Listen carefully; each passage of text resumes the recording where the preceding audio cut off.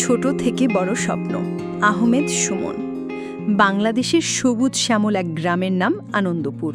সেই গ্রামেই থাকত জসিম নামের এক ছোট্ট ছেলে। তার বাবা ছিলেন একজন গরিব কৃষক। মাঠে কাজ করতে করতে জসিম আকাশের দিকে তাকিয়ে দেখত আর স্বপ্ন বুনত, আমি একদিন অনেক বড় ডাক্তার হব।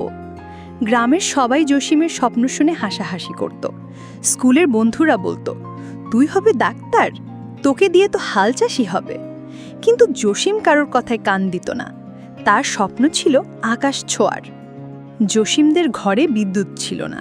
প্রতিদিন সন্ধ্যায় সে হারিকেনের টিমটিমে আলোয় পড়তে বসত। বাইরের ঘুটঘুটে অন্ধকার আর ঝিঝি পোকার ডাক তার পড়ায় বাধা হতে পারত না। বইয়ের প্রতিটি অক্ষর ছিল তার কাছে এক একটা স্বপ্নের সিঁড়ি।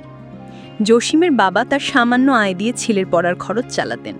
তিনি জসিমের মাথায় হাত রেখে বলতেন, বাবা, তুই শুধু মন দিয়ে পড়ে যা, তোর স্বপ্ন একদিন সত্যি হবেই। মায়ের স্নেহের পরশ তাকে সবসময় সাহস জোগাত। দিনরাত এক করে পড়াশোনা করে জসিম স্কুলের পরীক্ষায় সবচেয়ে ভালো ফল করল। সে শহরের বড় কলেজে পড়ার জন্য সরকারি বৃত্তি পেল।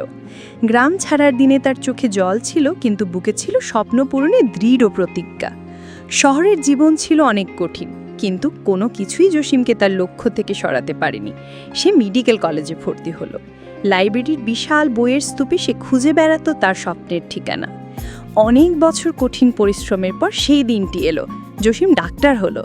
তার নামের আগে এখন ডাক্তার শব্দটি বসেছে। সমাবর্তনের মঞ্চে সার্টিফিকেট হাতে নিয়ে তার মনে পড়ছিল হারিকেনের টিমটিমে আলোয় পড়া সেই রাতগুলোর কথা। ডাক্তার হয়ে জসিম শহরে বড় কোনো হাসপাতালে যোগ দেয়নি। সে ফিরে এসেছে তার নিজের গ্রাম আনন্দপুরে।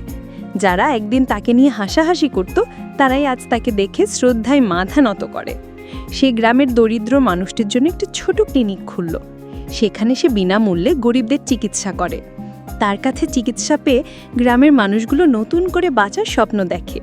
জসিমের বড় স্বপ্ন আজ সত্যি হয়েছে। সে প্রমাণ করেছে পরিশ্রম আর ইচ্ছা শক্তি থাকলে কোনো বাধাই মানুষকে আটকে রাখতে পারে না। যে ছেলেটি একদিন হারিকেনের আলোয় স্বপ্ন দেখত, সে আজ নিজেই তার গ্রামের আশার আলো।